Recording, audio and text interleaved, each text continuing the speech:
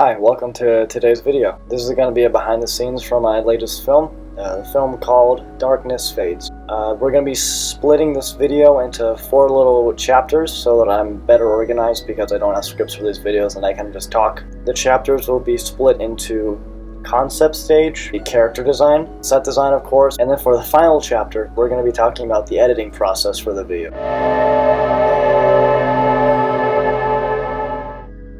So I actually came up with the idea for the lighthouse itself actually when I was on vacation, and I was out sitting on a beach, and across there was a little island with a really cool looking lighthouse on the top. So I drew some pictures of the lighthouse, and I just drew the lighthouse over and over and over again until eventually I was like, yeah, I want to make a film with a lighthouse and do something with it. Eventually after that I was like, oh, what would be like a really creepy monster inside of a lighthouse? And I decided to do something super tall and really weird, but I wanted to do something human. So I came up with the the really tall 4-legged person demon thing. So yeah, that's literally it. Like I just came up with it just because I thought it would look cool. For the main characters design in the film, it was actually I just drew a random guy, and I just drew some cool looking clothes that I felt like a lighthouse keeper would have, and yeah, it just ended up looking really cool. For the other concept, I knew that I wanted to have a storm surrounding it, just because I thought it would be really cool, and I thought it would play into the main message of the film. And the main message, you can really take it how you want, but what I got from the film overall was the main character fighting off his loneliness, pretty much, and how the monster itself was a manifestation of his personal loneliness, of being confined to the lighthouse, and the lighthouse alone for who knows how long. That's how I was conveying the time through the marks, the white dashes that he would leave on the wall, and they would eventually add up, and just like an uncountable amount of days would just pass by, and I would just tell more of his loneliness, you know. And throughout the film, like when he's making the lobster, I think he did it 3 times, I think, and each time it would slowly become more loud and aggressive with each time. So I thought that was a pretty cool way of showing his loss of sanity, or just like patience, pretty much. I didn't really have like a script for the film. I've only written a few scripts for a couple of my films. I'm pretty sure this being my longest film yet, I didn't have a script for it, and I just pretty much just went for it as I went, and I think it turned out pretty well.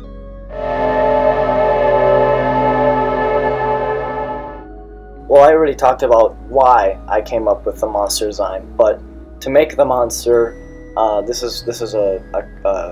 replied to a comment in the comment section of the video itself, explaining how I made the monster. It's pretty much just how I make literally every other figure.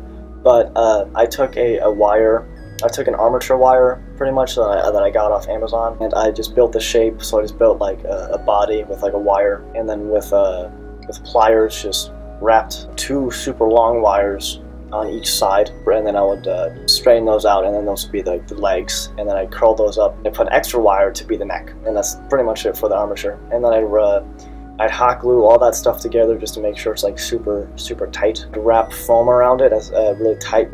I'd put magnets on the bottom of the feet that I would make, and then after that I would wrap the entire puppet in a white cloth or felt, and that made it the white appearance pretty much. The head of the monster is made out of clay.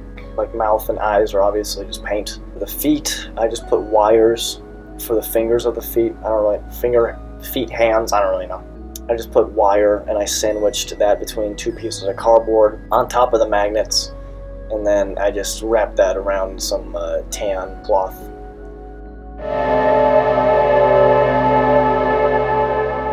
I made the set after I made the characters, of course, just because the set takes like a lot of room on my singular table that I have. So for the first floor of the lighthouse, which is where the majority of the film takes place, I just have 2 really big magnetic sheets that I got from my Menards, and I laid those on the table, and I taped those 2 together with like a long piece of duct tape underneath, just so that they can like spread apart. The walls are completely cardboard. I just spray painted those gray, and then to get like the holes and stuff, I just pretty much just tore a hole, and then I put a bunch of popsicle sticks on the outside to make it look like the walls were torn with like a bunch of wood underneath. That wood is just popsicle sticks, pretty much, just like from a pack of popsicle sticks that I pretty much just got from like an art store, I think. Then there's the stove that is really cool. That's pretty much that's actually all completely cardboard, and I just spray painted it brown, and then I spray painted the front part black, like really messily, so it could look like it was covered in like soot or something, or like coal remnants. So yeah. And then for the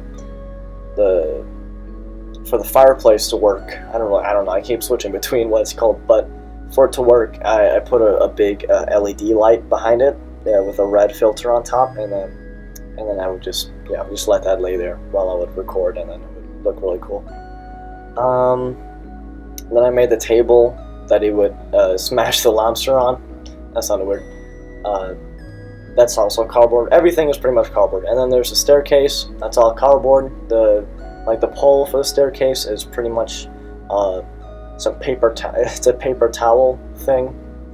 And then the stairs are just layered cardboard pieces cut up. And then the only thing that isn't cardboard pretty much about this set is the 2 metal sheets and the guide rail for the stairs, for the spiral stairs, which is just the same wire that I use to make the armatures for the puppets, which is pretty cool. So I just strung that around, and then that's standing on spray painted straws that I cut up.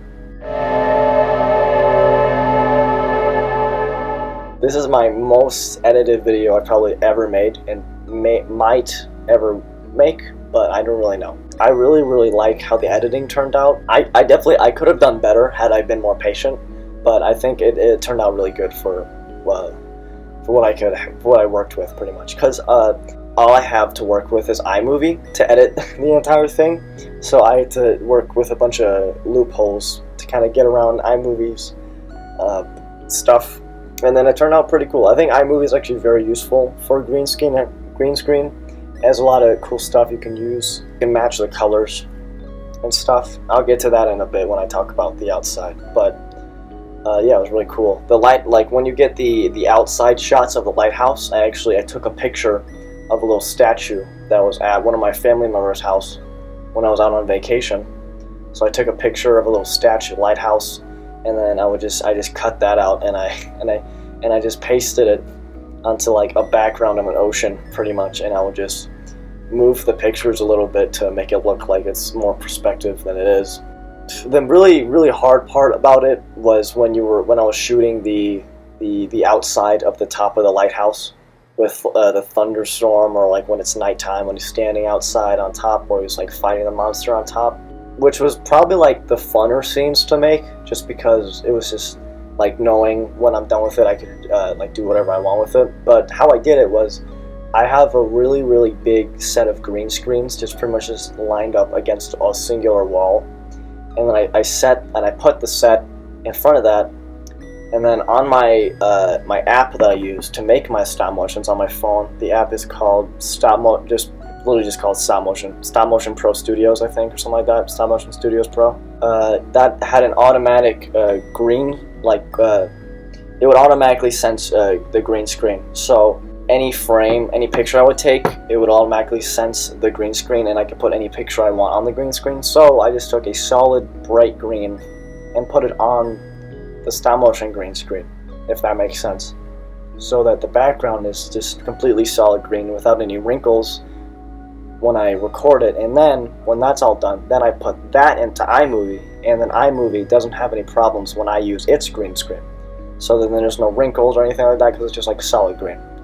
So that's why sometimes the green will kind of reflect onto the light, like the set itself. So that's why sometimes if you look in the corners, like there'll be like weird like flashes of like what the sky looks like. So it's kind of like you're looking through the stone for like a second or two, just because those are like singular frames where the light of the green shines onto the glossy spray paint of the set, which, you know, is my bad, but, you know, I think it turned out pretty well overall. Yeah, I would take a video of like a sky or like a storm or something like that, and then put that on the green screen, and then iMovie has a really neat thing where it can automatically match colors. I take my mouse and I'd click on the blue of the storm or the sky, and I would click on my set layer, the layer with the set on it, and it would automatically make the set like the same color as the sky, so it would automatically look like it was in the world, pretty much. So that's really nice that iMovie has that. Then I'd mess around with it even more. Maybe like it also has some settings where you can make the shadows a lot darker, or make the light a lot brighter, or just like mess around with it just to make it look even better. So I did that a lot, and it turned out really, really well. That's pretty much as simply as I can explain it. It's pretty complicated, but you know, I found a way, and it turned out pretty cool. I don't really know for the editing. My brother had the music wasn't even like specifically made for the film. The music that was used in the film, like the really cool like chill music, those were some samples that I took from my brother of some stuff that he was already working on. So it was really nice of him to just give me that stuff, so I really appreciate it. If he's watching this video, I really appreciate you giving me that music. So yeah, it was really nice, and I love just listening to the music by itself. I love just listening to this stuff. So it's really nice. It's really good music. It's really cool, and I think it fit the film really well. So thank you, brother. But yeah, that's pretty much it for the editing. Green screen, music. You know, like what else was there?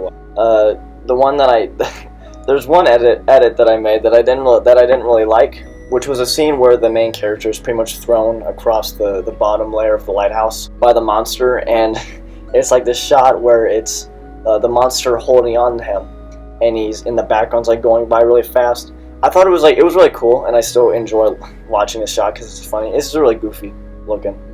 That's probably like the biggest gripe that I have with what I did, but even then, it's like I don't really care, because for what I had, I think I personally think that I did pretty well, and I'd hope that some people would agree. But if not, you know, it's cool. You know, yeah. I mean, like that's the final section. So you know, if you watch this, thank you. If you didn't watch this, you're not here, so I don't know why I'm talking to you. But if you are watching this right now and you somehow made it to the end without getting bored out of your mind because I'm really bad at just talking, thank you a lot for watching. What else is there to talk about? I mean, if you have any questions I didn't answer, please ask in the comments, and just please comment in general, because I don't really know how this whole YouTube thing works. Just please comment, just say hi or something like that, because commenting helps get the videos out more, so, and hopefully more people can see it. So yeah, like the video, subscribe if you want to. You don't have to. I don't really care. Just as long as you enjoy the content, I don't care. So it's cool. Thanks for watching. Have a great day. A great night. Good night, mate. Bye.